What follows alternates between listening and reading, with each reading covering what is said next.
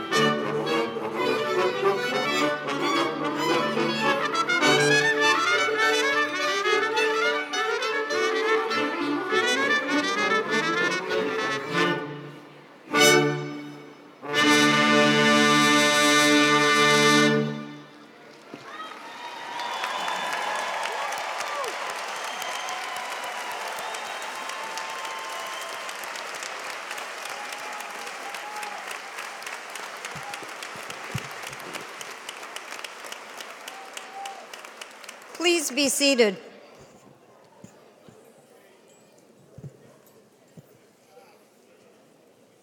Good afternoon, and as you can tell, this is a bold celebration.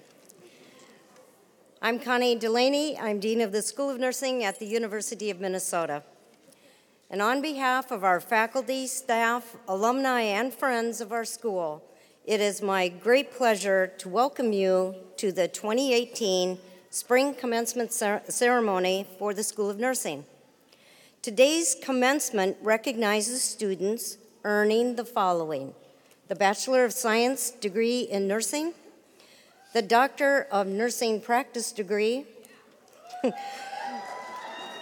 postgraduate certificate, the post-baccalaureate certificate, and the PhD in nursing degree.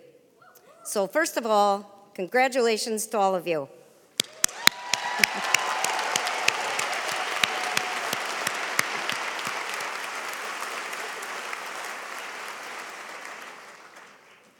To our Baccalaureate of Science in Nursing graduates from both the Rochester and the Twin City campuses, this is a major milestone in your life and in your career. You are prepared to enter the nursing profession and welcome the multitude of career paths it offers. And the nursing profession welcomes you. To those of you earning the Doctor of Nursing Practice degree, congratulations as well to you. You have attained the highest level practice degree for nurses, and you are now poised to lead, deliver, and teach innovative, evidence-informed practice.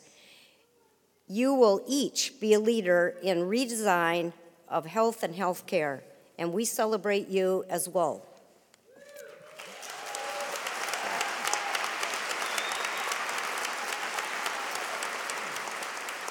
And to those of you that are earning a post-baccalaureate or a postgraduate certificate, your commitment to lifelong learning and expanding your knowledge and skills to meet the needs of a constantly changing healthcare environment is lauded.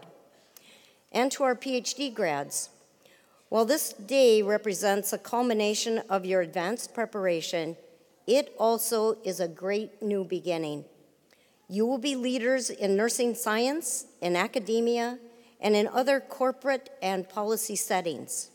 Your leadership is driving discoveries and will continue to. It will do it in full partnership with our translational experts and our teams in clinical care. You will continue to move us toward better health care and wise stewardship of healthcare resources. Your role in discovery and your commitment to mentoring the next generation of nurses cannot be underestimated. A word to our faculty. Your commitment to excellence is outstanding. I always say I continue to stand in awe of the inspiring examples that each of our faculty set. I am in awe of their flexibility, wisdom, innovation, interprofessional focus, and their constant priority they place on our students. Please join me in thanking them.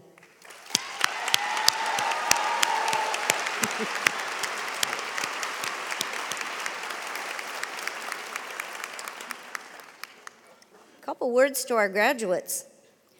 You are now part of a proud legacy of innovation and leadership that defines this University of Minnesota School of Nursing. Today you inherit and affirm the legacy of the longest continuously operating School of Nursing founded in a university and the most trusted profession in the United States. Yeah.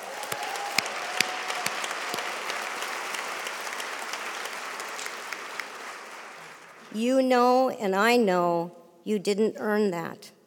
You inherit it today. We know you are prepared to honor and preserve these legacies.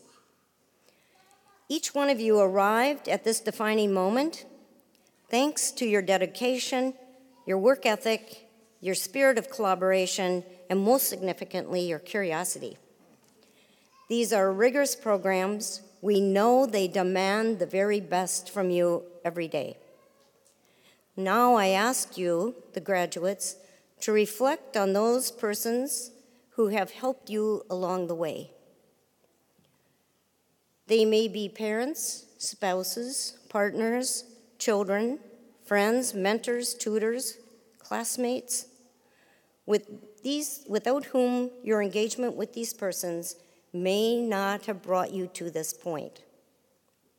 Let's take a moment to express our gratitude to the people who have contributed to your success.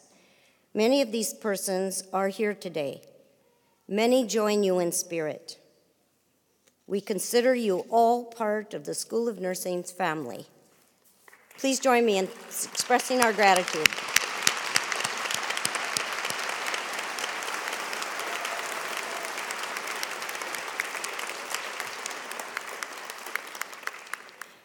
Now I am both pleased and honored to introduce Dr. Jakub Tolar.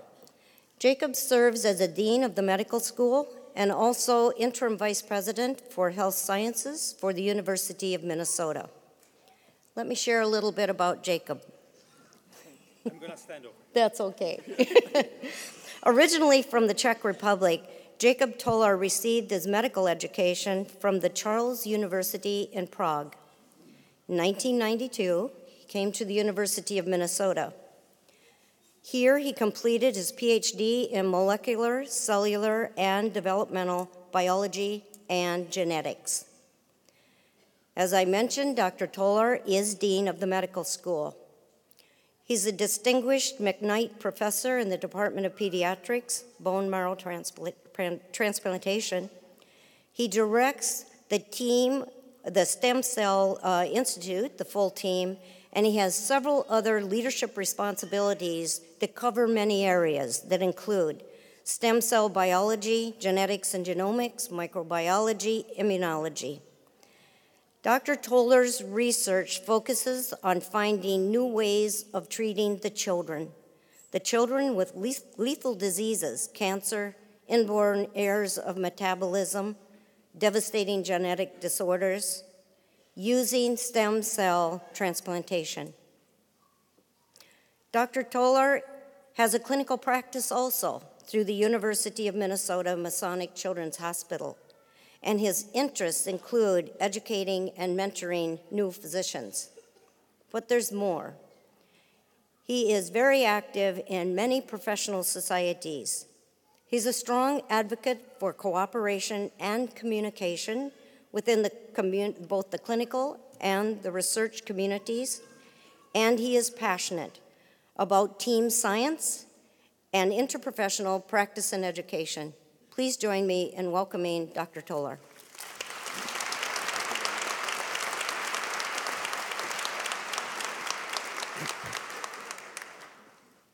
Thank you, Dean Delaney.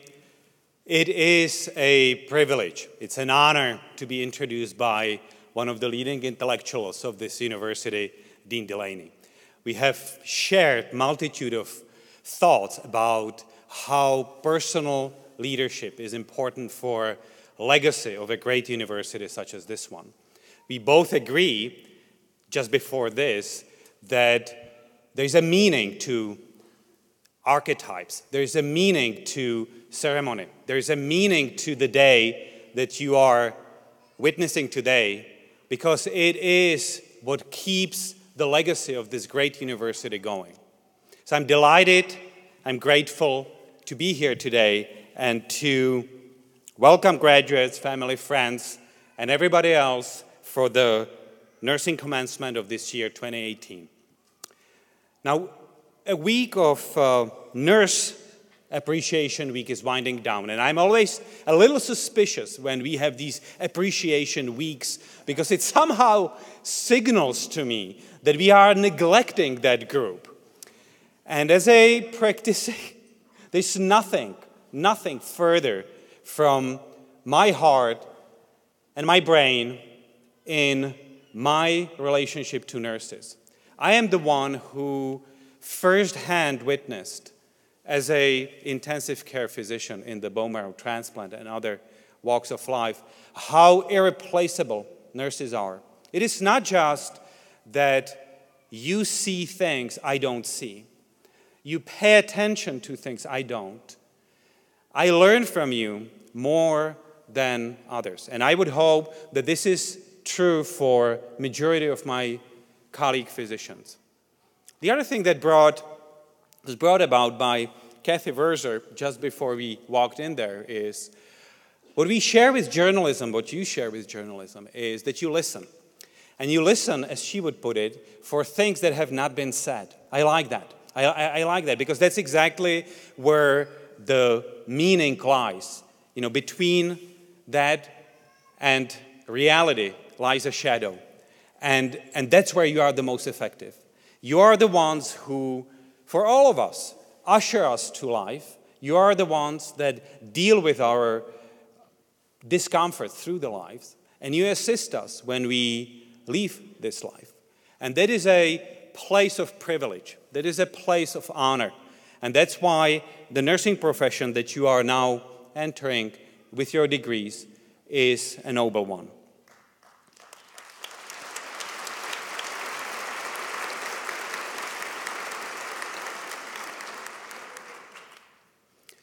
I know that you have worked hard to get to this point, and I know that you'll be working even harder to make this your life's achievement. You will know who you are when you are faced with the challenges that you have experienced only in part, and you will contribute to what Dean Delaney so well described as an illustrious, fundamental legacy of this beautiful, I like the kids, you know. I want to pause to give them, you know, a floor. Of this nursing school that will celebrate the 110th next year, and we all are looking forward to that. I will end with some advice that I have been following with my colleagues in the medical school. I say, be kind, pursue excellence, make a difference, and may our best wishes for the success and happiness of your future go with you. Thank you.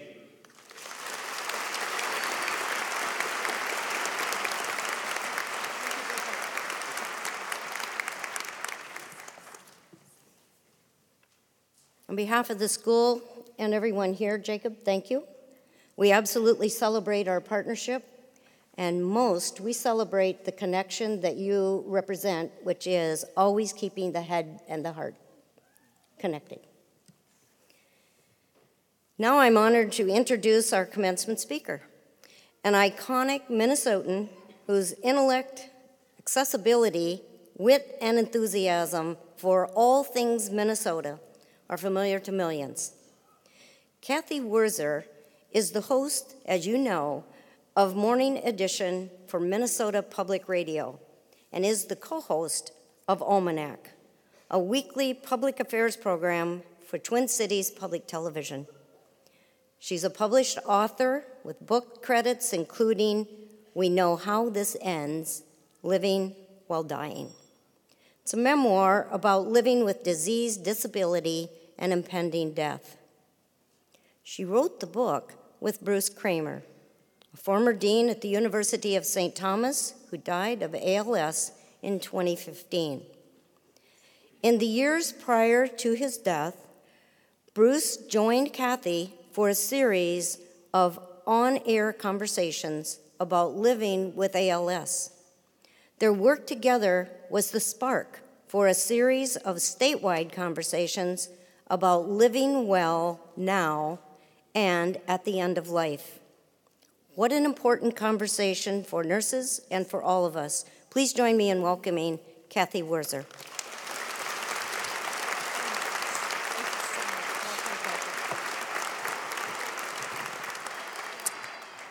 I normally ad lib, but I'm going to stick to script this afternoon.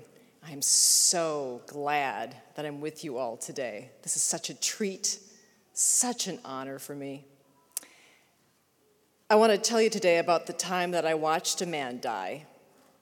I know that's something most of you graduates have witnessed too, and sadly you will again and again. For me, it was the hardest thing I ever did as a person. It was the most liberating experience I ever shared with a friend, and it was the most powerful story I ever told as a journalist. As Dean Delaney told you, that man was Bruce Kramer, and his death absolutely changed my life. It took 4 years for death to claim Bruce, and I was with him every step of the way, including as he requested his last moments on Earth. And together we recorded 35 extraordinary conversations for Minnesota Public Radio. They produced some raw, heartfelt radio, a book, and it led to my deep interest in end-of-life issues. It's kind of my subspecialty nowadays, which I know sounds odd. Now, my goal here is not to spoil this wonderful day for you. I just want to share what I've learned about living at the feet of an extraordinary man, Bruce Kramer. I learned that there can be great personal growth at the end of life and transcendent grace in those final moments. Now, chances are you're going to help usher other humans into making that final transition, or you will teach others how to show up and be present for those holy moments. And you shouldn't fear that role because it's an important one. I am just thrilled to share my experience with you because I know that all of you, as nurses, are in fact the most important advocates for quality care and patient safety and patient well-being at any stage. Yes, and you can applaud.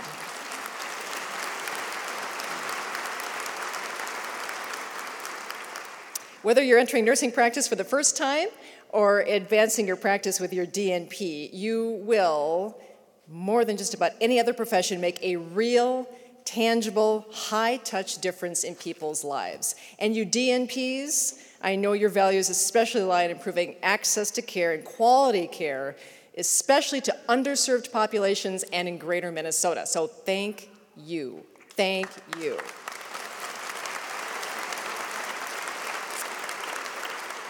Now, I know there are many reasons you went into nursing, all of them good ones, including the awesomeness of wearing scrubs at work. Admit that. What I wouldn't wear to wear pajamas on the air. It would be a little weird, I know, for Almanac. I wouldn't know what people would think about that. I kid, but as Dean Delaney said, every poll shows that yours is the most trusted profession of any in our nation. A lot more trusted, I'm afraid to say, than journalists like me. I know. Such a shame. Before I tell you a little bit more about my time with Bruce, I do want to thank Dean Delaney, her leadership team, and all of you in the School of Nursing for inviting me here today. It's an honor.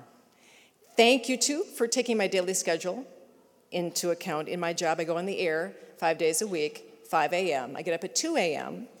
every weekday morning, so thank you for being so considerate with this 2 p.m. start, because in just a couple of hours, I'd be asleep. It would be my bedtime, absolutely. As you know, I'm not a graduate of this extraordinary School of Nursing with your Bachelor of Science in Nursing degree, your Master's, your PhD, or the Doctor of Nursing Practice degree. But you should know that I come from a long line of nurses, and I put my time in at the Hughes Medical Center on the West Bank. It was back in the day when it was known as the old St. Mary's Hospital, run like a well-oiled machine by the Sisters of St. Joseph Carondelet.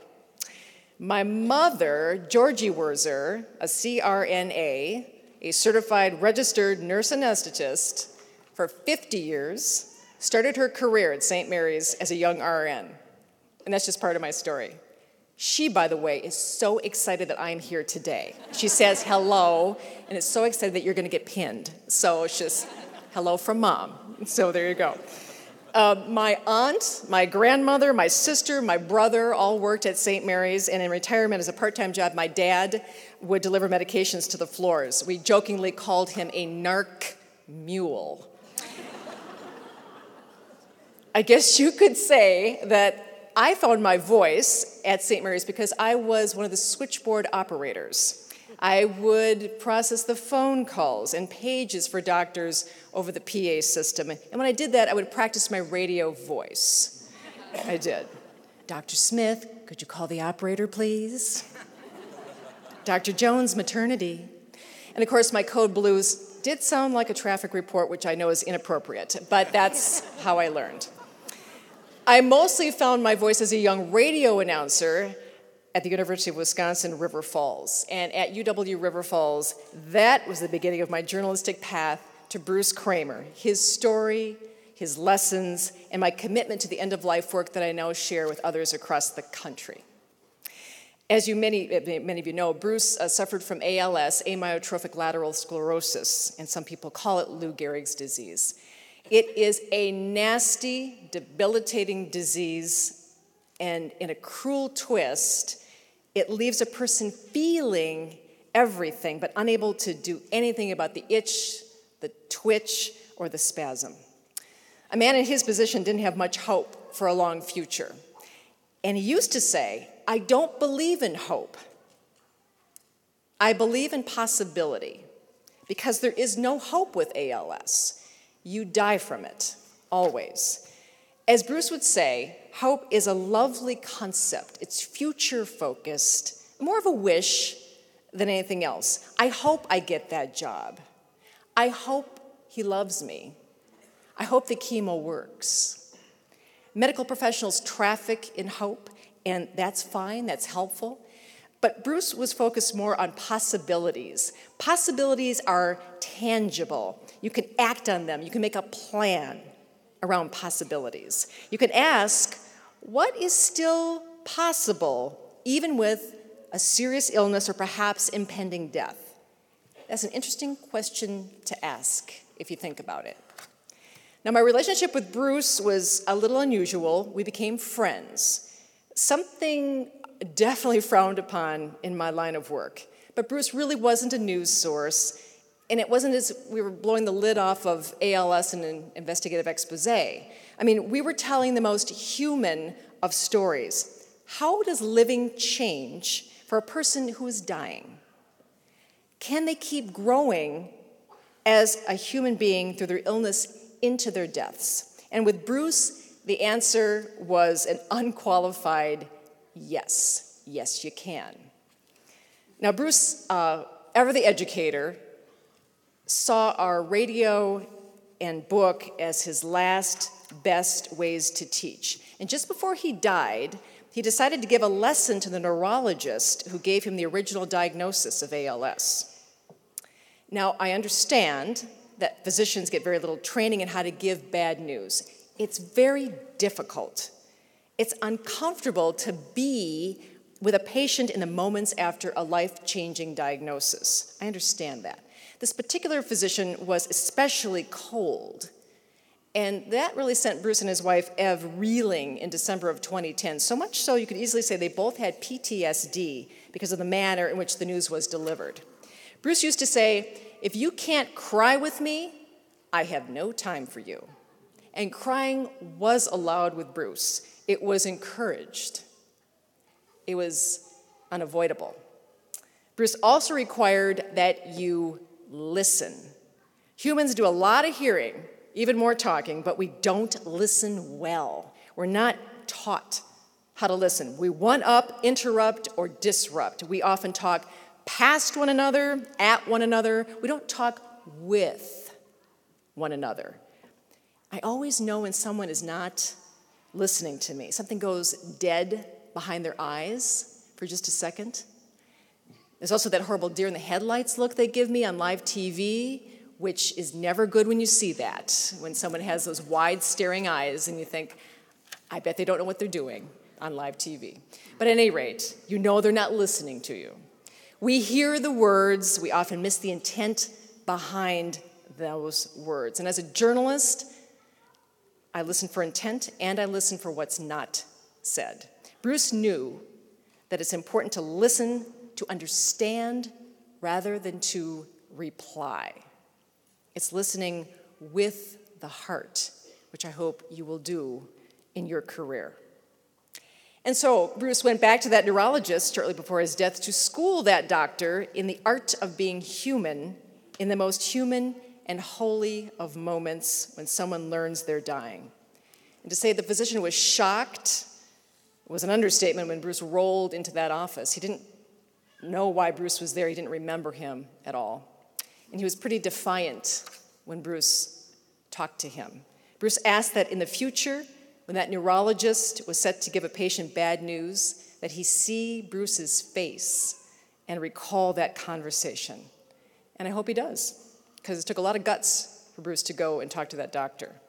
It's a good reminder, not only for all of you, but for all medical professionals, that there is a person attached to that diagnosis, a human being living with that illness or injury or disability, that those patients are more than their disease. So I pray that you bring your humanity to the bedside. Bruce talked an awful lot about that to the University of Minnesota medical school students.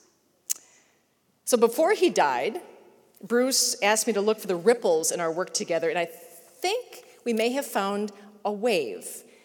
As Dean Delaney told you, it's called The Convenings. It's a community-based series of live events where I use music and poetry and art, interviews, community conversation to get folks talking about what gives their life meaning now and how that meaning can be infused into the end of life. And I'm telling you, I've done this work for more than 30 years. It is the most fulfilling work of my entire career. And I'm so happy it's spreading nationwide. I hope Bruce is proud. Bruce Kramer taught me that when we're close to the end of our lives, that life gets real fast. We focus on what matters most, and the rest falls away, as it should. He just wished we'd learn these lessons well before the end, and that's in a nutshell what we're trying to do with the convenings. The thing is that death just doesn't happen at the end of a long life. It's always with us, and you know that. You know that. Serious illness, terminal illness, allows for intense triage of your life. Bruce just wanted us to do that kind of work right now. Examine our lives now. Live them now instead of regretting what you didn't do at the end of life. That's why we need to love hard right now. We need to live as fearlessly as possible right now. We need people like you right now, people with their hearts in the right place, who will show the way with compassion and caring. I gotta say, I envy you all so much. I'm so excited for you. My line of work these days seems to divide us as much as unite us. If ever there is a time in our nation history when empathy and human understanding are necessary, it is right now. If ever there is a time for us to be guided by the values of dignity and respect, of grace and vulnerability, now is the time. So thanks for choosing nursing. I'm really proud of you all. Your patients need you, and we need you.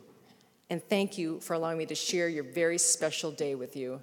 Congratulations, and enjoy your lives and career. Thank you so much.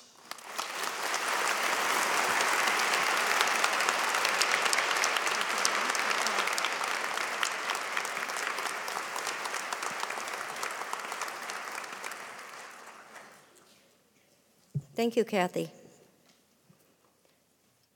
What's springing from my mind and heart is thank you for capturing so much of the sacredness and the intimacy of relationship of nursing. I wanted to offer you a degree. You captured that many of our students and graduates will be with people in their most vulnerable moments. Thank you for your work, for capturing your story.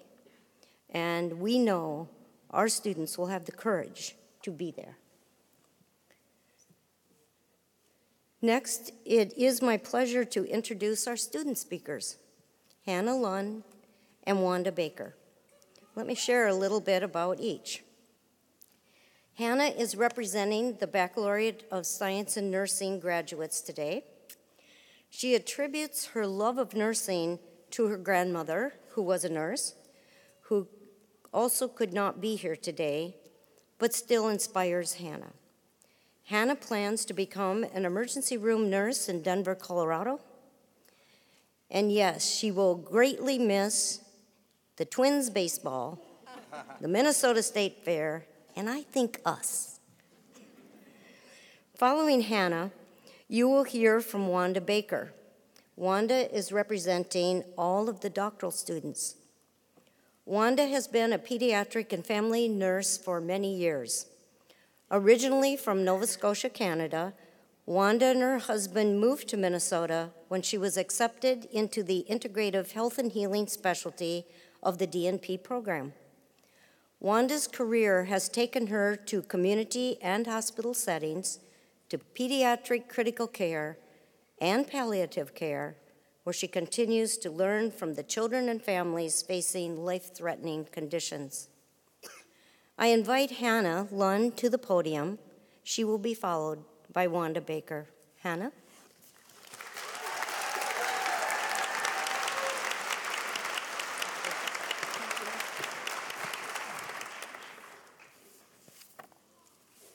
Thank you, Dean Delaney. Actually, I'm feeling a little bit short of breath. Is there a nurse in the room? I'm humbled with the honor to speak on behalf of the University of Minnesota, class of 2018 BSN nurses. Although, walking to this podium, I diagnosed myself with impaired cardiovascular function related to anxiety, secondary to public speaking, as evidenced by palpitations and diaphoresis.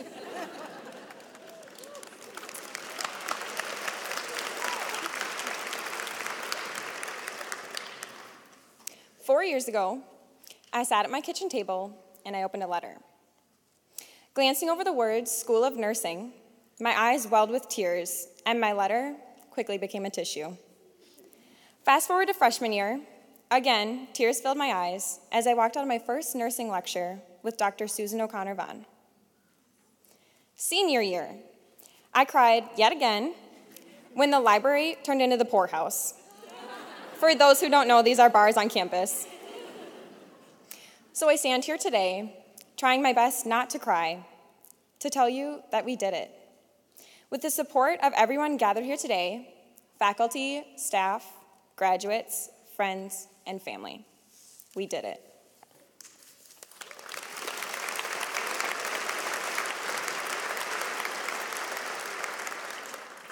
Take a look around the room. First, I want to acknowledge all my fellow classmates. We all started as strangers, but many of us have found some of our best friends here, the ones who get just as excited talking about bodily fluids over dinner. Together, the things we have been through should be unspeakable, and some of them are, thanks to HIPAA. Second, I want to thank our faculty and staff. Thank you for inspiring us with your passions for nursing. You will be missed. Unfortunately, I can't say the same for your exams. Because of you, I have great confidence in saying every nurse here is well prepared to do extraordinary things. And last but not least, I want to thank our family and friends. You are the silent support we relied on for the last 4 years. So congratulations are in order for you as well.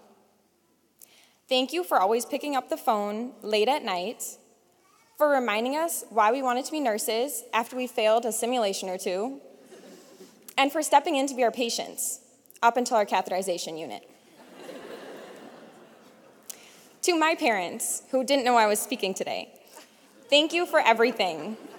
From dropping me off at my first day of kindergarten to today, you have given me the greatest gifts of all, love and an education.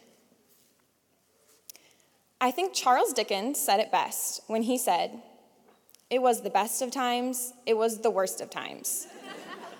Day one of nursing school, we spent hours learning how to wash our hands and make a bed. I thought nursing school is a piece of cake. Parents, this is probably about when you stopped hearing from us, because everything beyond week one was filled with hundreds of pages in assigned readings, research papers, exams, clinicals, simulations, and maybe a quick nap or two. I still remember standing outside my first patient's door, frozen with fear. What if my patient doesn't like me? What if I don't have the answer? What if I forget my patient's name? What if I forget my name? But we all made it.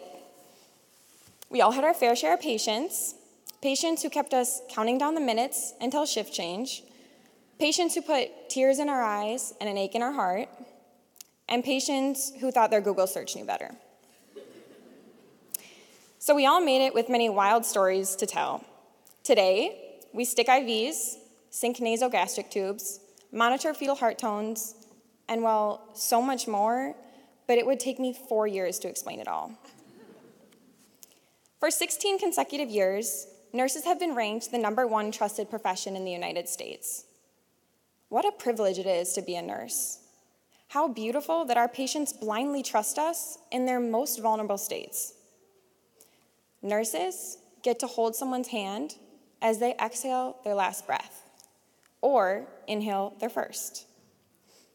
We are gifted the privilege of speaking up for those patients who cannot speak for themselves, and pouring out all our love onto those who are at their weakest moments. Our patients teach us so much. Our patients teach us about life, about love, about sacrifice, and about loss. We nurses are so incredibly privileged. My hope for all of us here today is that we never lose track of how privileged we are today, tomorrow, and forever. In a few minutes, we will all cross this stage. Take a moment to let it soak in. Be so proud of yourself and what you've accomplished. And take too many pictures, because as we all know too well, if it wasn't documented, it didn't happen. Thank you and congratulations, everybody.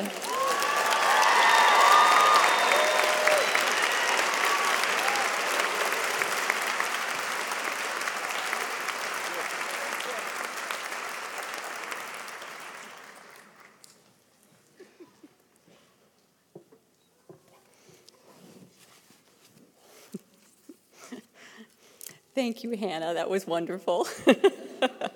And thank you, Dean Delaney, for your introduction. I warmly greet our professors, our mentors, dignitaries, family, and friends, and all of my fellow graduates. I am so honored to provide the commencement address on behalf of graduates of the Doctor of Philosophy in Nursing and the Doctor in Nursing Practice. I just have to say, wow, this is so exciting. Woo! We did it. Each of us here today brings a rich and varied background in nursing. If you were like me, you were uncertain how much help that nursing experience would be as we began doctoral studies. And well, it turns out that not much could have fully prepared those of us in the DNP program for Dr. Salisbury's advanced physiology and advanced pathophysiology. I suspect our fellow graduates of the Doctor of Philosophy in Nursing took courses that may have mirrored that experience. We appreciate all the ways that we have been stretched to become better at what we do. We have all grown since beginning our programs. In fact, some of you have even welcomed new little people into your families. Congratulations. We have cared, yes. We have cared for one another. We have formed new friendships, explored new countries and new cultures.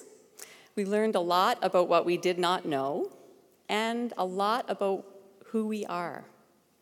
We pushed through when assignments were overwhelming and the required readings could have buried a small city.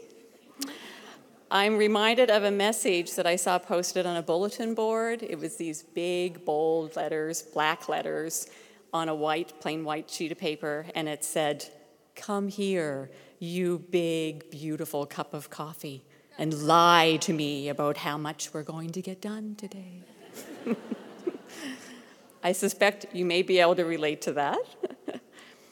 As nurses, we are connected by the purpose that we found in our profession. Whether we are forging new paths in nursing science and nursing knowledge, or applying that science and knowledge to improve quality and safety, health outcomes, and care experiences We are full partners in our commitment to serve. We are full partners in fulfilling our social contract of caring. The driving factor behind what we do is that we know we are making a difference. We're making a positive difference in people's lives.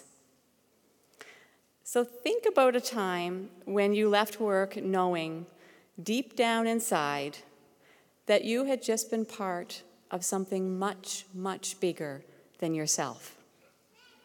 You may have been part of a dedicated team. You may have paid extra attention to critical details. You may have led the research that established best practice, or advocated for safe and competent staffing levels. Or perhaps you had the courage to act on a gut sense that made all the difference. Or the wisdom to know that presence was the most powerful gift that you had to offer. Every day, you make a difference.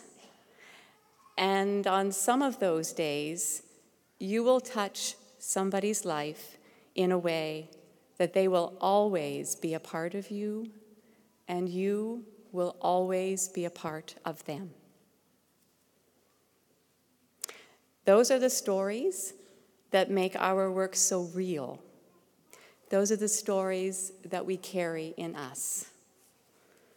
It's the why we do what we do. And it's what brings us true joyfulness over and over and over. Some of you may be familiar with Simon Sinek. He's a British-American marketing consultant who speaks on the power of why as a motivator for successful leaders. Whenever we pay attention to why, he says, the what and the how seem to look after themselves. Each of us could share stories, no doubt, about not knowing what we are going to do in a given situation. And yet, because we knew why it was important to us, we were able to figure out the what and the how. So our why comes from a place of joy, a place of meaning and of knowing that we are here for a reason.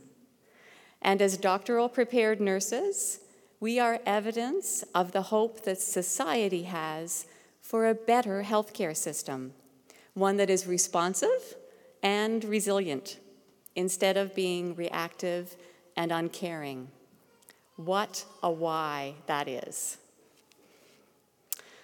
A few years ago, I was privileged to hear a father deliver the keynote address at a hospice and palliative care conference. He wanted to share his deep appreciation for nurses.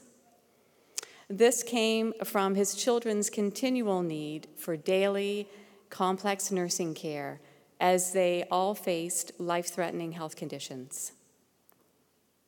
He said that nursing is a calling.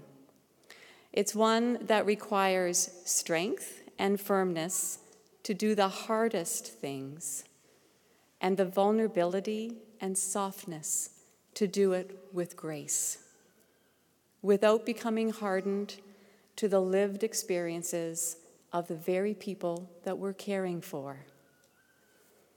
He evoked the image of a tortoise, a beautiful, strong shell balanced by a soft, vulnerable belly. The soft and vulnerable belly, he described, is what cradles our hearts. I have never, ever forgotten his message or his story, and perhaps now you will carry that with you as well. In closing, I will share a quotation from the Book of Joy. This book is one that shares the wisdom of two revered leaders who also happen to be best friends, the Dalai Lama and Archbishop Desmond Tutu. They said that ultimately, joy is not something to learn, it is something to live. And our greatest joy is lived in deep, loving, and generous relationships with others. So I invite each of us to reflect on the stories that we carry and on the relationships that provide meaning and joy in our calling of nursing. Reach out and intentionally claim ownership of what brought you into nursing. Use that to nurture a spirit of wonderment and of curiosity about the potential that we all hold as healthcare leaders. Our potential to fulfill our commitment to improve the health and well-being of individuals, of families, of communities, of countries, and our beautiful planet. Happy Nurses Week!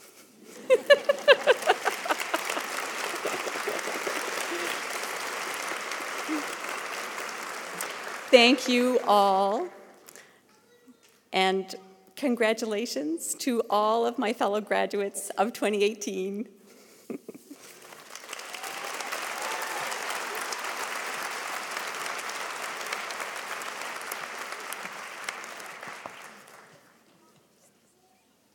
Hannah, I want to thank you so much for reminding us of the absolute sacredness of our relationship with the very people that we work with, our patients, families, and communities.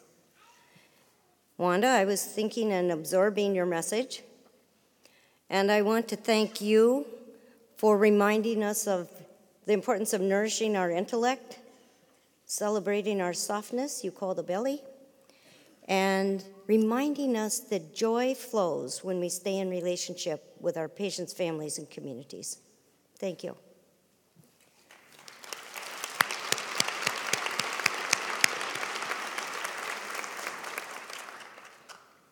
I welcome introducing the president of the University of Minnesota School of Nursing Alumni Society. Karen McDonald earned a Bachelor of Science in Nursing degree and a Master's of Science in Nursing degree, both from the University of Minnesota. She has served as a nurse executive, clinical director, nurse manager, and staff nurse within the Health East Care System in St. Paul, Minnesota. Karen has also been an active leader within the Minnesota Organization of Leaders in Nursing. She's currently the nursing representative for a national initiative to bring the nursing voice to boardrooms across the country. Please join me in welcoming Karen.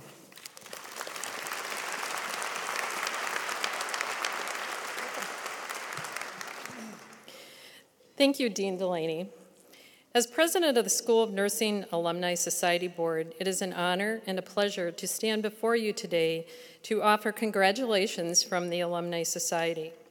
The board was created in 1913, and its longevity is a testament to the strength of our nursing graduates. It is in the spirit of lifelong learning, recognition of your current achievements, and hope for many future contributions to the nursing profession that the School of Nursing Alumni Society is pleased to welcome you as our newest alumni. The School of Nursing Alumni Society is pleased to present each of our pre-licensure graduates with the University of Minnesota School of Nursing pin, made possible with donations from our Nursing Alumni Fund. The pinning ceremony is a nursing tradition that goes back more than 100 years, where new nurses are presented with the school's pins by faculty. It represents a symbolic welcoming of new graduates into the nursing profession. The School of Nursing pin has been given to all initial licensure University of Minnesota nursing graduates since 1913, and the school pin features 4 symbols representing the 4 dimensions of higher education. The antique lamp represents the metaphysical sciences, the telescope, the physical sciences, the plow, the industrial arts, and the artist palette represents the fine arts. Above and below the shield is the cross of St. George, which for centuries has stood for unselfish service. May your professional practice embrace all of these qualities. Our commencement ceremony includes pinning of our graduates, and each pre-licensure graduate will be pinned by the Director of Pre-Licensure Programs, Dr. Carol Flatten, and the co-director of the Bachelor of Nursing Science program, Dr. Elaine Durst. And to our doctoral graduates, we present to you a U of M engraved business card holder to celebrate your professional achievements. May you use this card holder with pride. Moving forward, we invite you to all stay connected and engaged with the University of Minnesota community. So come back to campus, serve as a mentor, and attend our Alumni Spring Celebration next April. Please stay connected also with the school through Facebook, Twitter, or LinkedIn, and be sure to let us know where you are and what you are doing. As our newest graduates, you represent both the future of nursing and the School of Nursing's legacy. Graduates, you make us proud. Congratulations to each and every one of you.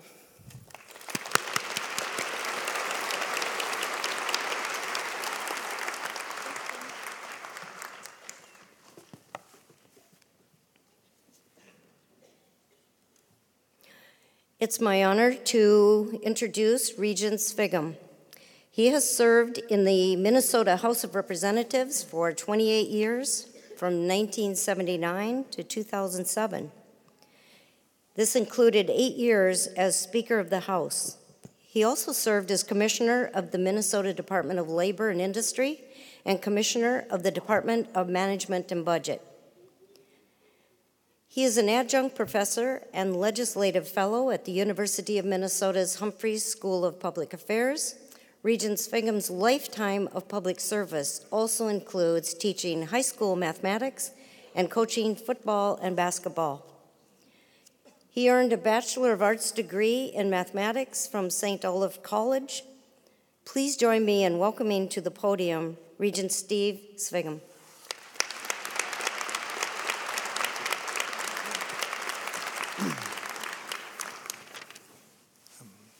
Dean Delaney, Dean Tolar, Kathy, Dr. Ruth Lindquist,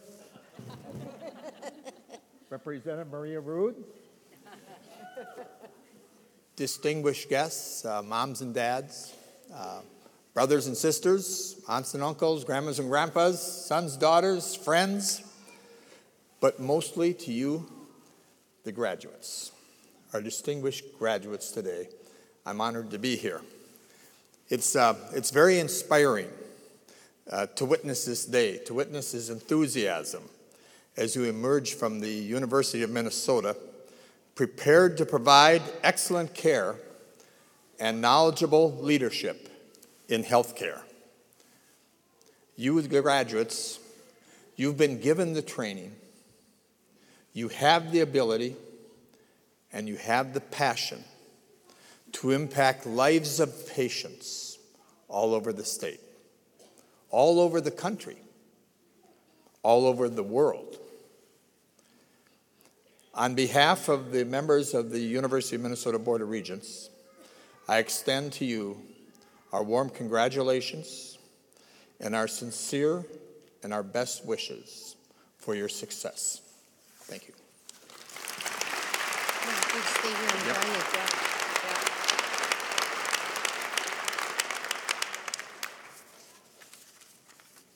I want to thank you, Regent Svigum. And now might I ask all the graduates to please rise.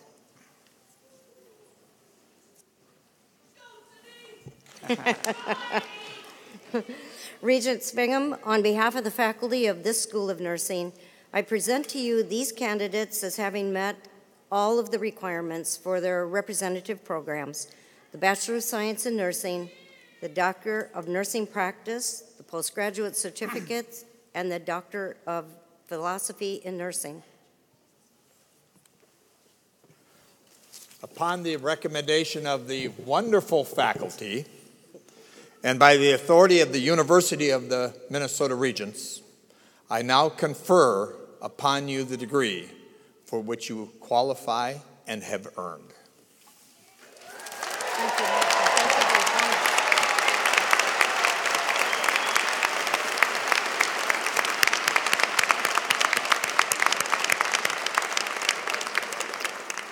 Graduates, please be seated. Thank you, Regents Figum, for being with us today, for your distinguished service to this state of Minnesota and to this university. At this time, I will ask our Bachelor of Science in Nursing graduates to rise and come forward to be honored. Dr. Carol Foughton, Director of Pre-Licensure Programs, and Elaine Darst, Program Co-Director, along with Karen McDonald, who you just met, will give graduates their nursing pins, while Associate Dean for Academic Programs, Christine Mueller, reads the names of the graduates.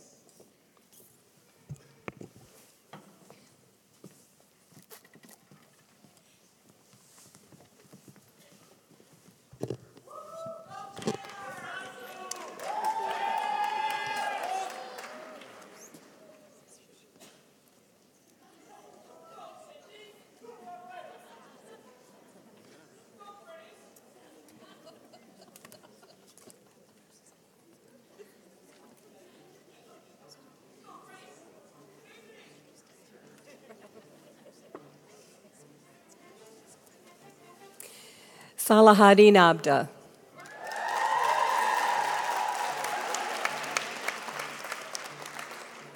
Mallory Adams.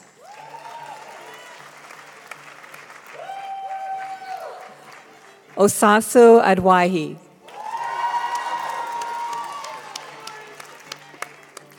Alexis Aging.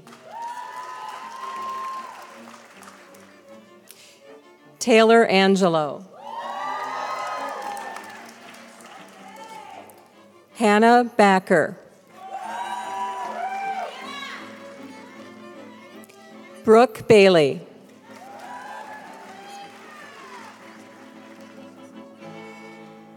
Sarah Becker.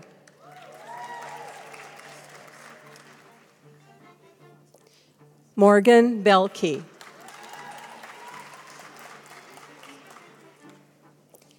Kelly Berg.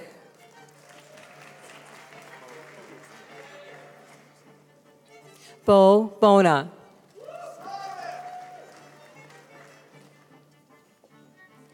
Grace Brooks.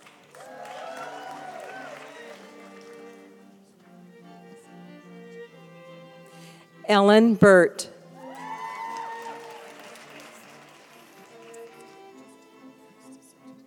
Jessica Bush.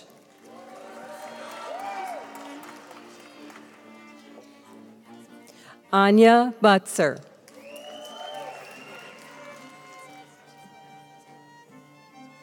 Aaron Calamari.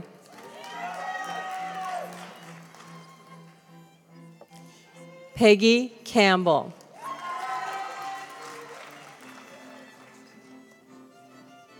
Christopher Karlstrom.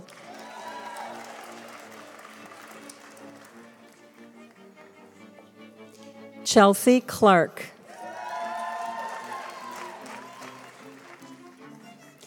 Melanie Clausen. Jessica Cucciarella.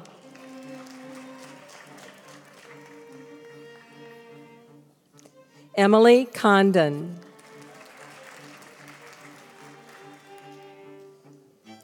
Elizabeth Ditto.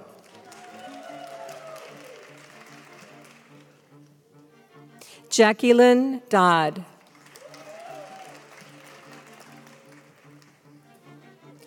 Adeseli Derkop.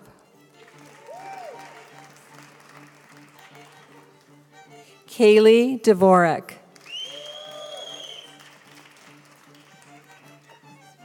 Trung Zhu.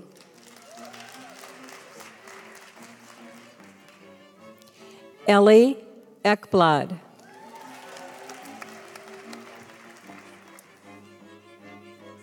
Shauna Ingbritson.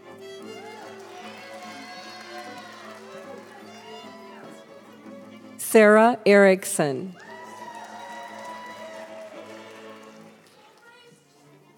Ellis Evans.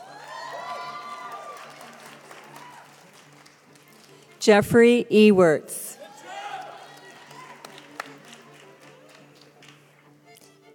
Lily Fair.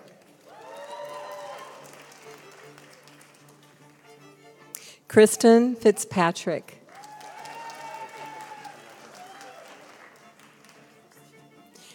Ariel Franzel. Elizabeth Fricky.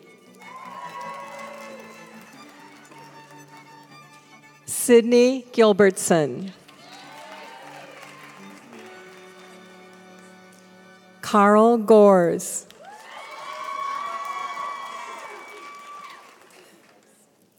Angela Grunwald. Alexa Hall. Nora Harrison. Kelsey Hawes. Charlotte Helgeson.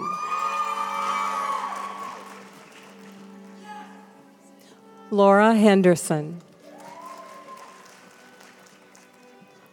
Carly Holman. Malin Holman.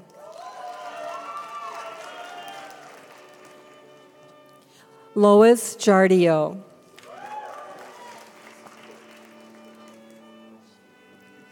Rebecca Jensen.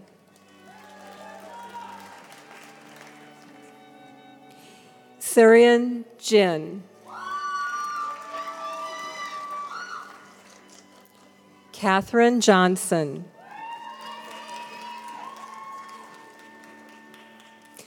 Elizabeth Jorgensen.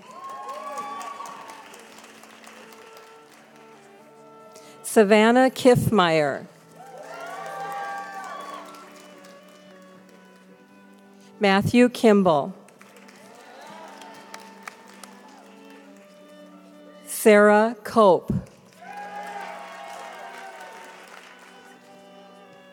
Zach Krusch.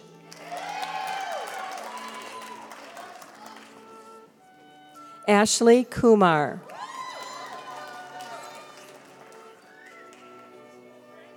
Evelyn Shallow.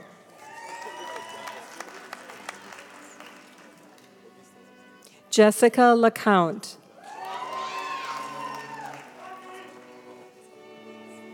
Jessica Langben.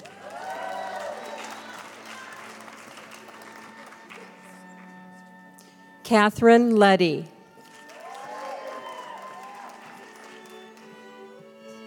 Shay Lell. Hannah Lund.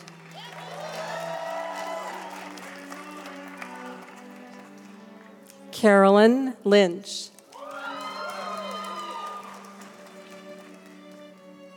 Elizabeth Matu. Kalina Maris.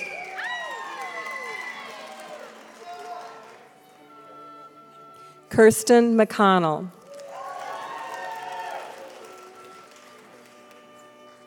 Kaylee McMenamy. Mackenzie Meyer.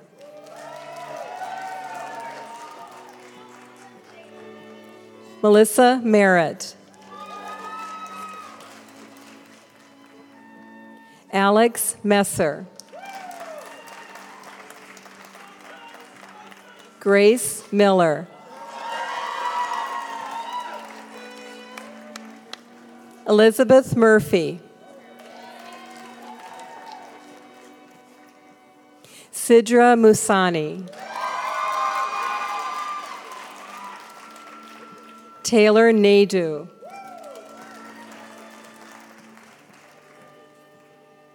Alyssa Naif. Molly Ness.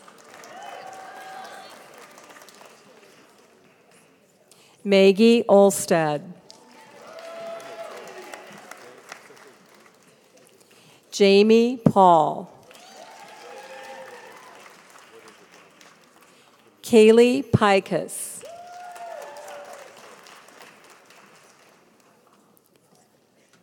Alex Pulizuk. Sarah Priest.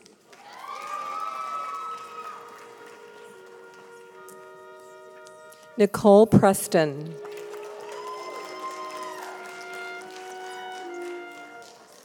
Turner Rafter.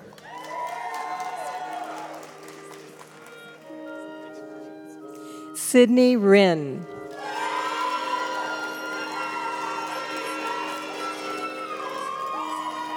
Nicole Rule.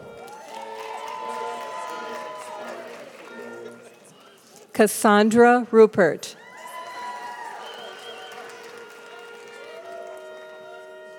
Andrea Sarfalin.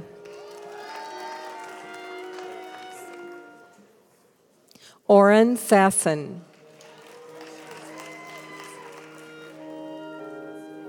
Aaron Schaefer.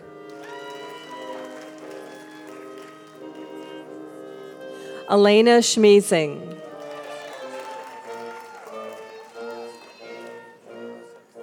Gabrielle Schmitz.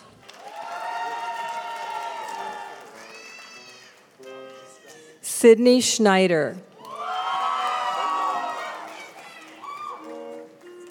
Nicholas Schuler. Mary Schweik.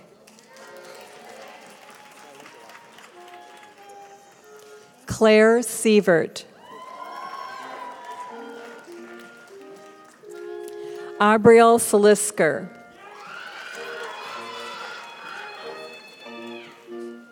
Olivia Shepler. Daunting Shi.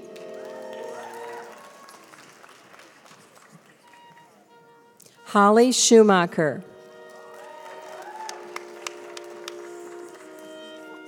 Greta Siekmeyer.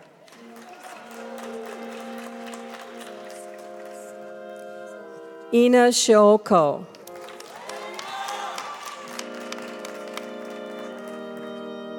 Gabrielle Samarillo. Molly Smith. Alyssa Spanovich. JC Stitch.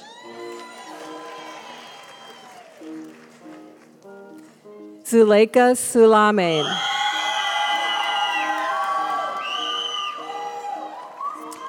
Haley Sullivan.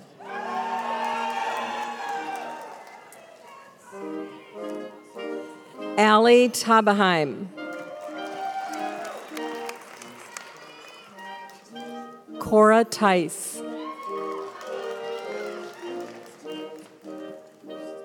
Chi Tran. Antonio Trin.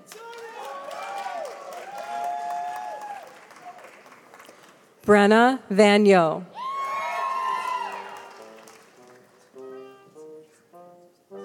Jenny Wall. Trenton Webb.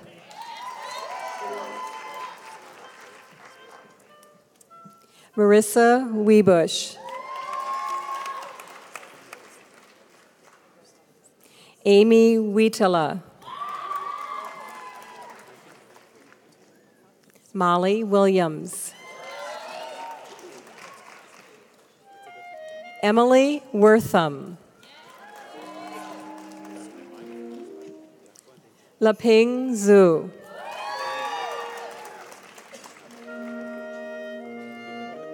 Hannah Yagloski.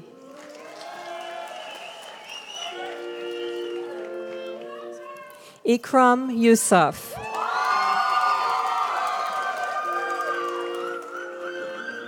Sophia Zabi. Dushui Zhang.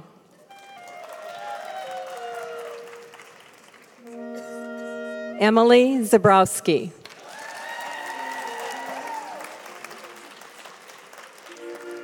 Now we invite the postgraduate certificate graduates to come forward.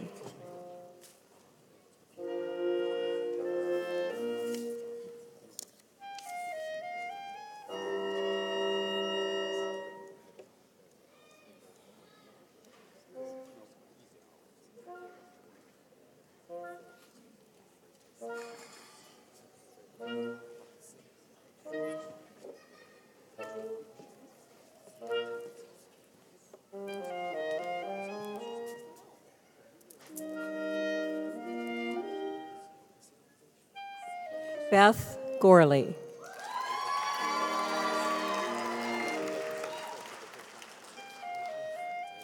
Now we invite the Doctor of Nursing practice graduates to come forward. And as they come forward, I'll be saying some things about them. Every one of our Doctor of Nursing practice graduates completes a significant scholarly project. Please note the titles of their projects are listed after each graduate's name in your commencement program. Each student identifies a healthcare practice challenge or policy issue and implements and evaluates a plan for systemic improvements in a healthcare organization. These graduates will have their doctoral hoods placed over their graduation gowns. The hooding will be performed by Dr. Judith Pakachik, Director of the Doctor of Nursing Practice Program, and then she'll be assisted by the appropriate faculty coordinator for each D&P specialty. The postmasters D&P graduates will be hooded by their project advisor. These doctoral graduates will receive business card holders from the School of Nursing Alumni Society, presented by Karen McDonald. Our first is Adult Gerontological Clinical Nurse Specialist Specialty, Idatu Bakatu, being hooded by her specialty coordinator, Nilafar Hadidi.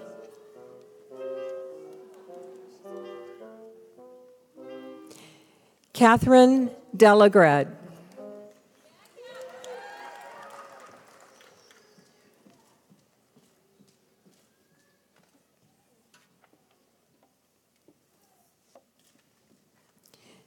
Benjamin Hickox.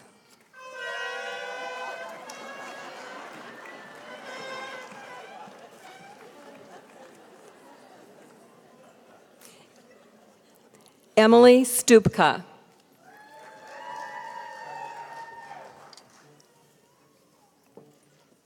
Next are the graduates of the Adult Gerontological Primary Care Nurse Practitioner Specialty, who will be hooded by Diane Willersly, but this first one also completed the requirements for Integrative Health and Healing Specialty, so they'll be co-hooded by Debbie Ringdahl. Annika Blaine.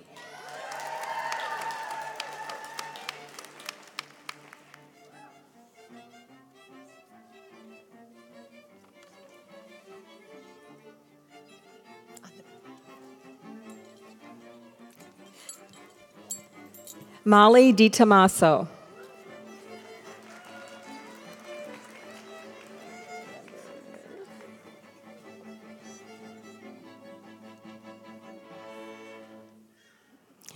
Amber Helverson.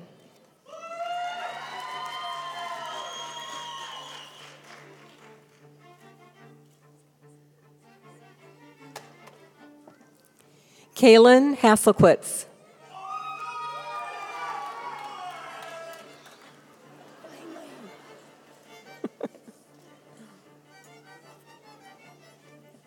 Vanessa Casper.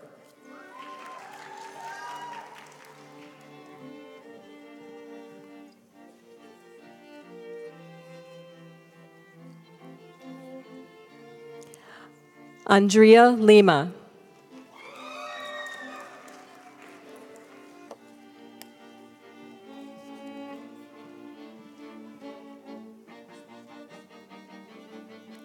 Haley Lacu.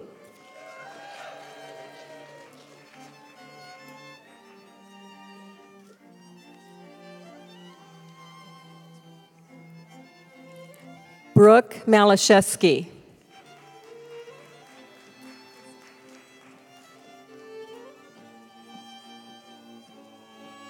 Catherine Nelson.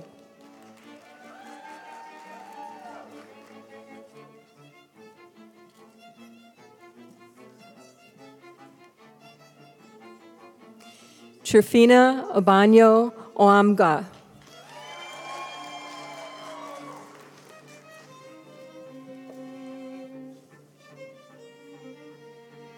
Cassandra Parker.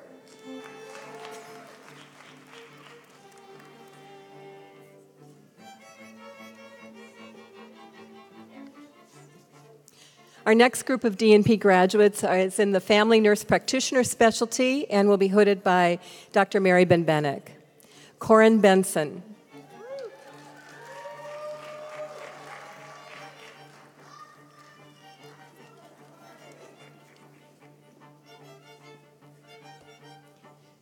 Stephanie Breckenridge.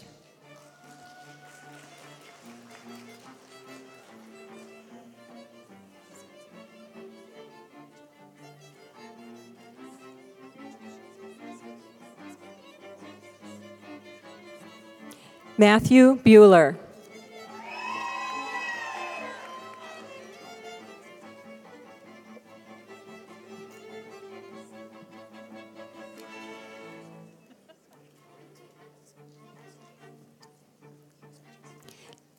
Jill Butson.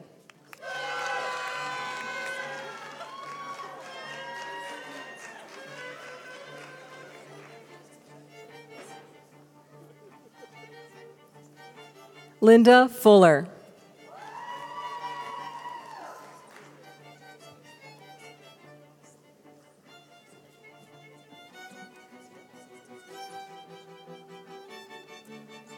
Kristen Hall.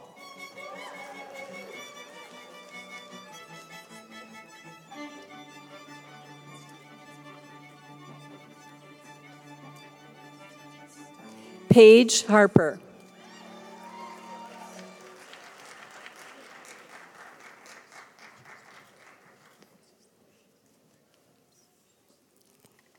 Lena Hess.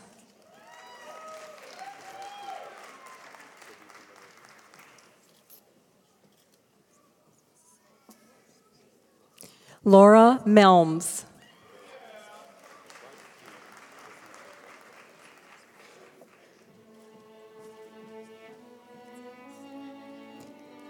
Casey Myers.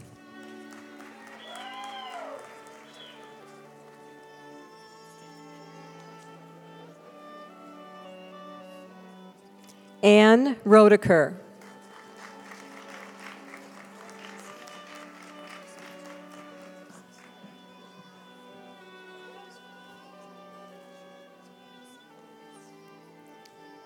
Maya Shimo.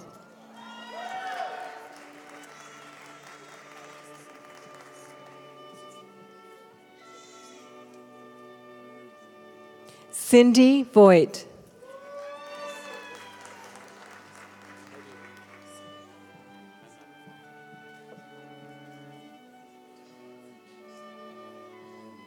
Next are the graduates of the Health Innovation and Leadership Specialty. These students have also met the requirements for the Healthcare Design and Innovation Certificate, and they'll be hooded by their specialty coordinator, Dr. Teddy Potter. Carrie DeGurnis.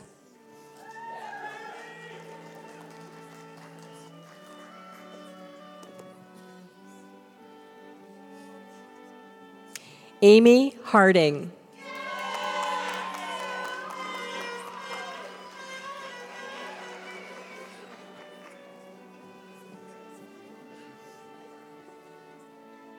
Alyssa Jenkins.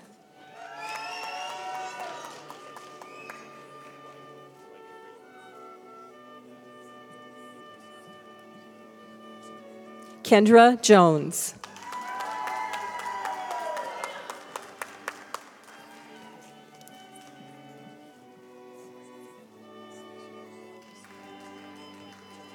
Miriam Kemji Anoya Keat.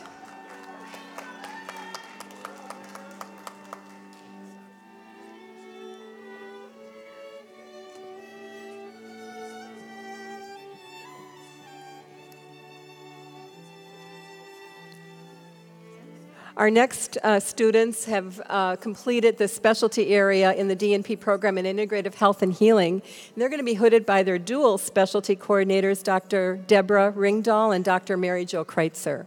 Wanda Baker.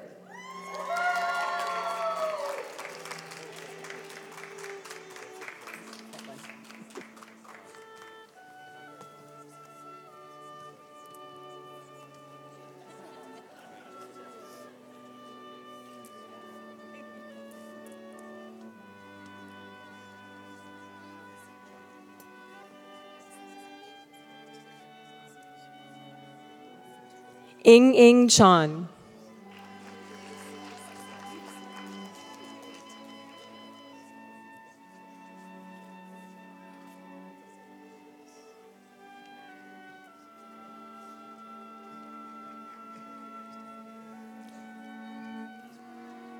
Caitlin Erickson.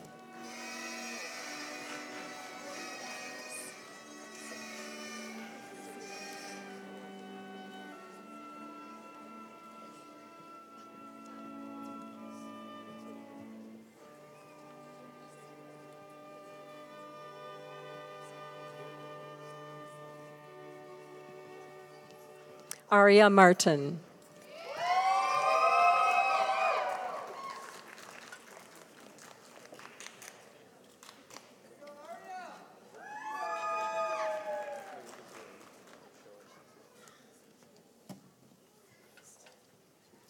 Stephanie Rivery.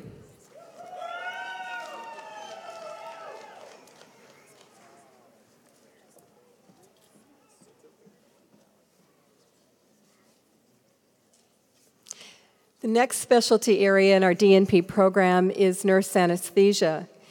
These students will be hooded by Dr. Daniela Lovanaria. Joseph Abraham.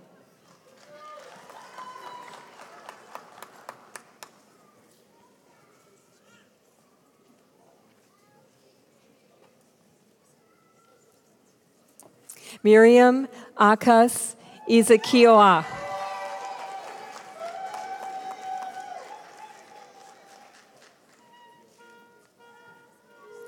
Kristen Dewan.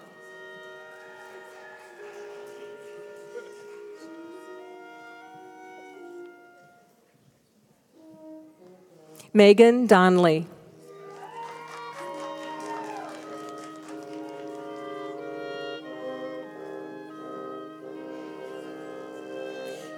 Hallie Hawks.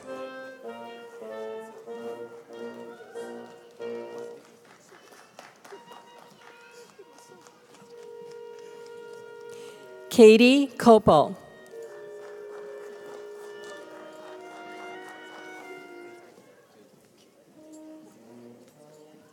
Mowo Mofor Endele.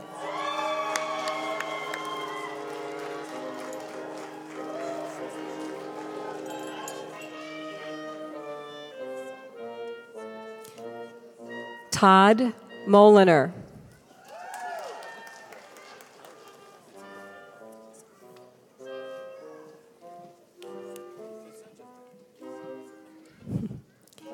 Nikki Nash.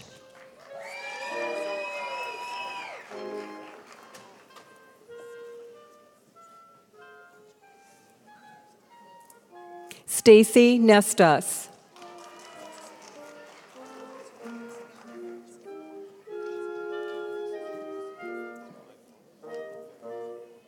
Tara Simpson.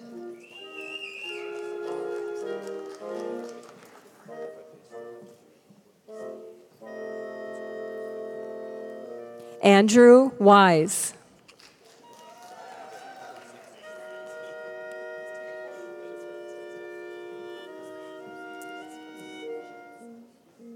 Our next specialty area is nurse midwifery, and these students will be hooded by their specialty coordinator, Dr. Melissa Avery. Jennifer Almanza.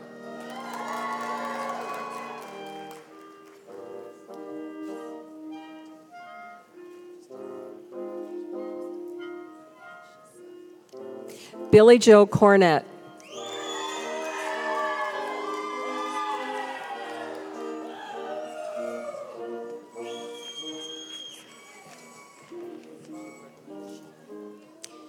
Christy Dubois.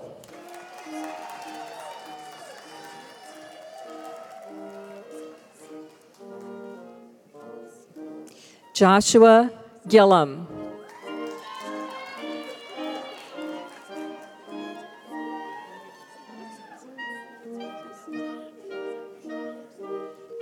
Jenny Godbold.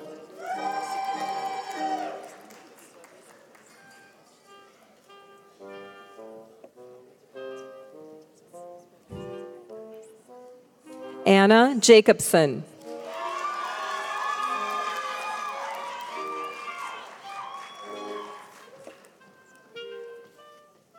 Kate Johnson.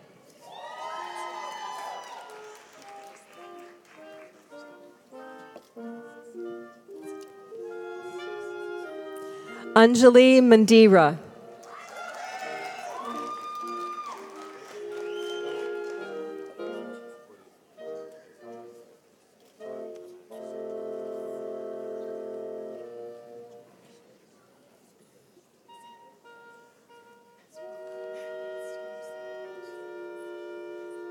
Fartoon Mohammed.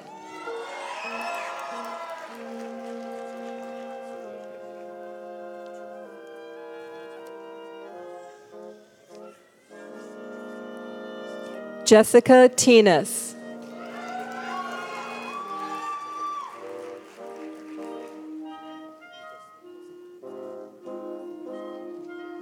Jessica Vaughn.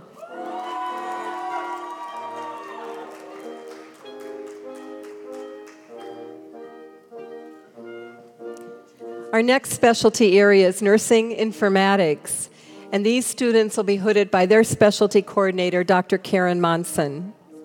This student is also being awarded the Leadership in Health Information Technology for Health Professional Certificate. Jessica Campbell.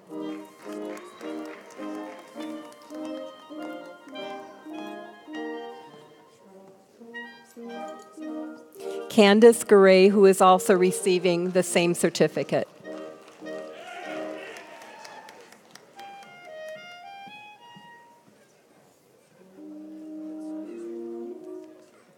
Lex Hokanson.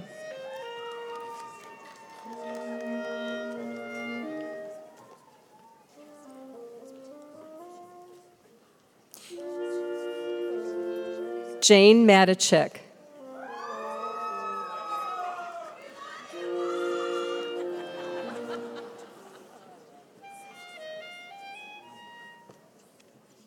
Maya Ram.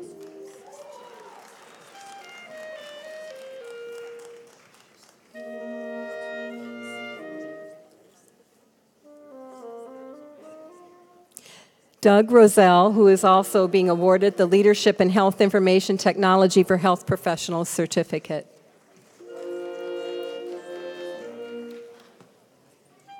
Lois Walters Threat.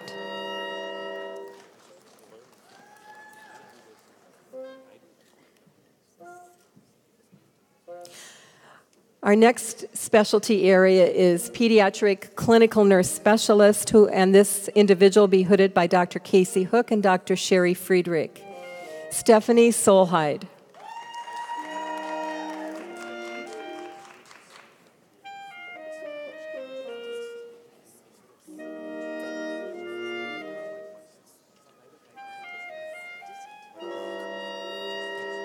Our next group of students, graduates from the Doctor of Nursing Practice program, are in the specialty area of pediatric primary care nurse practitioner, hooded by Dr. Sherry Friedrich.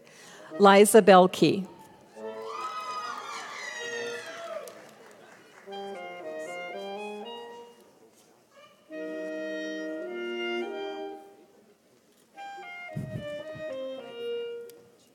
Caitlin Giesen.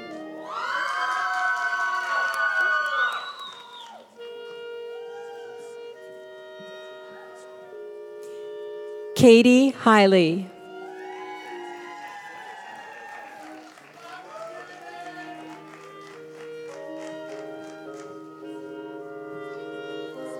Catherine Holt.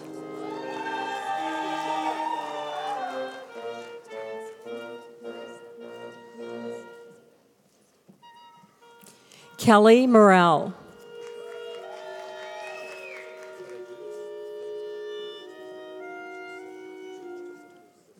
Elizabeth Schaefer.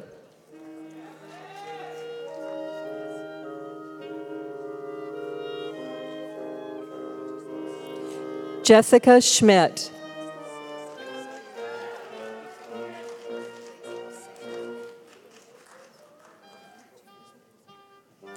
Jesselyn Seward.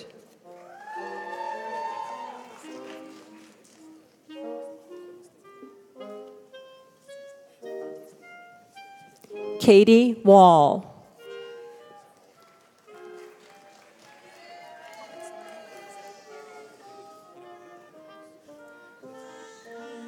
Megan Wechter.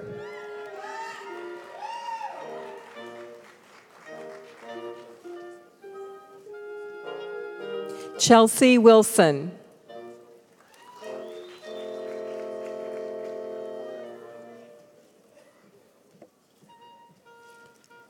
Our next group of students are in the specialty of psychiatric mental health nurse practitioner, and they will be hooded by their specialty coordinator, Dr. Mary Koss.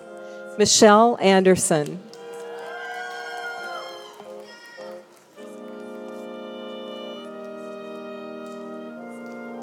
Christiane Arnold.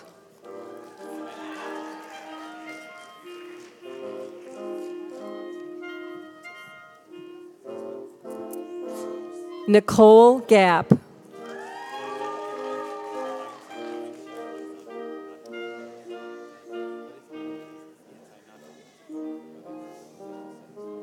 Deborah Garrido.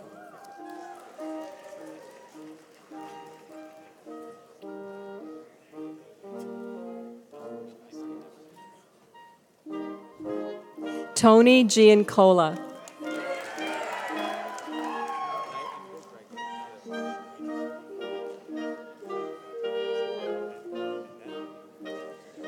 Laura Huff.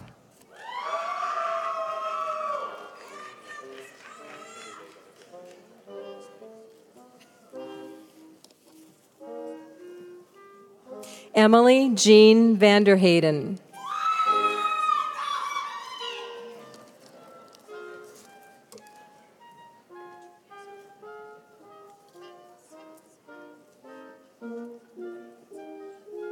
Our next group of students are in the public health nursing specialty, and they will be hooded by Dr. Nasra Giami.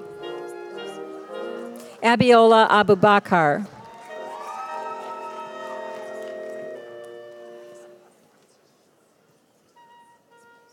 Polly Lee.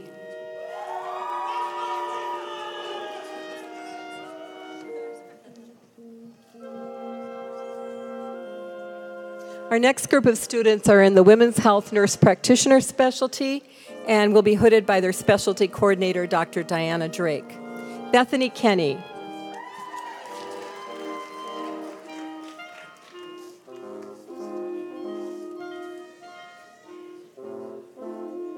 Amanda Meisel.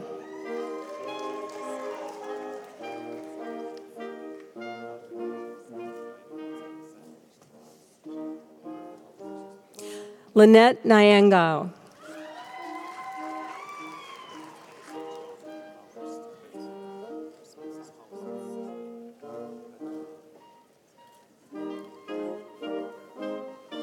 Kelsey Pruitt.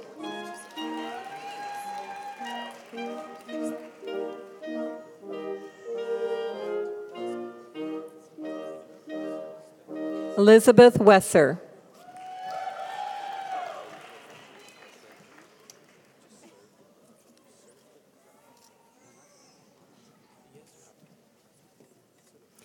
The next group of students are postmasters, Doctor of Nursing Practice students, and they will be hooded by their individual project advisor, Dr. Diana Drake, in this case, Jennifer Bold.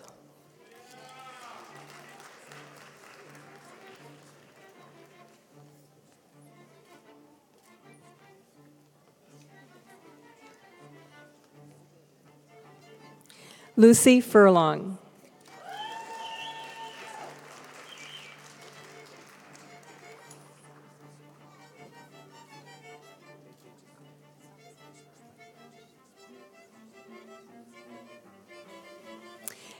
Ann Hayden, who will be hooded by Dr. Mary Jo Kreitzer.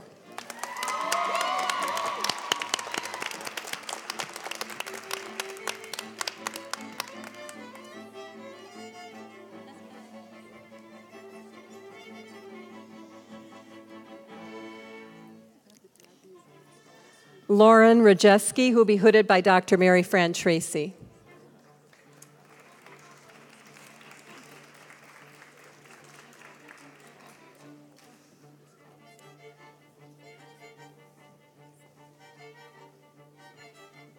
Amanda Roche, who will be hooded by Dr. Cheryl Robertson.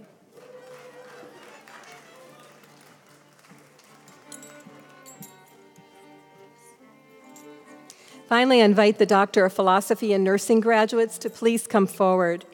These PhD graduates will have their doctoral hoods placed over their gowns by their dissertation advisor and Dr. Jane Fulkerson, director of the PhD program.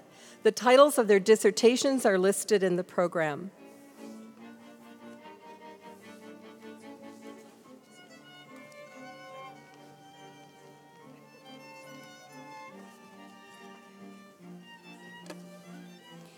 Casey Bamer, and her dissertation advisor is Dr. Daniel Pessett.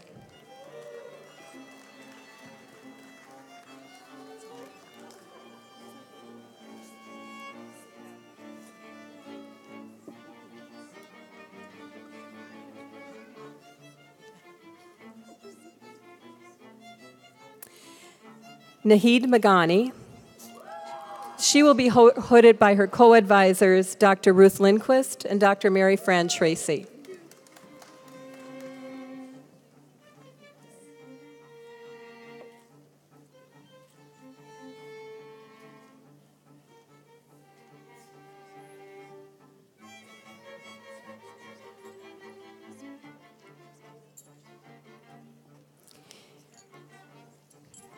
Carrie Neerland, who will be hooded by her dissertation advisor, Dr. Melissa Avery.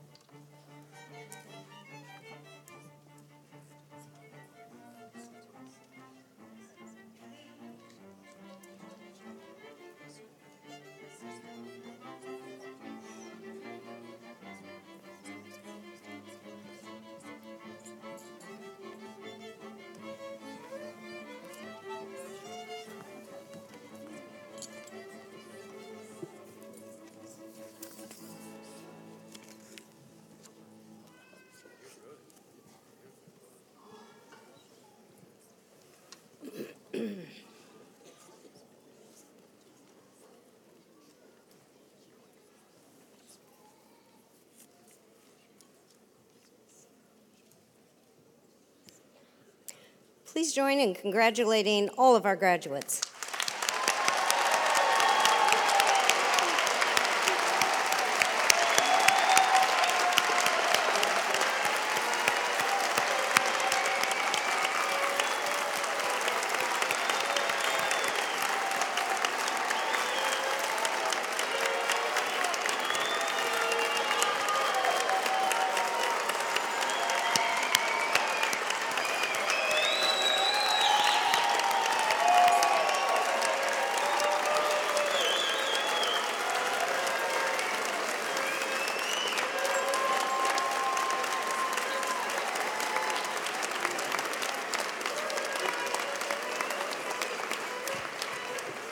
Now I'd like to ask you to join me in thanking this magnificent Health Sciences Orchestra. It's led by Stephen Ramsey.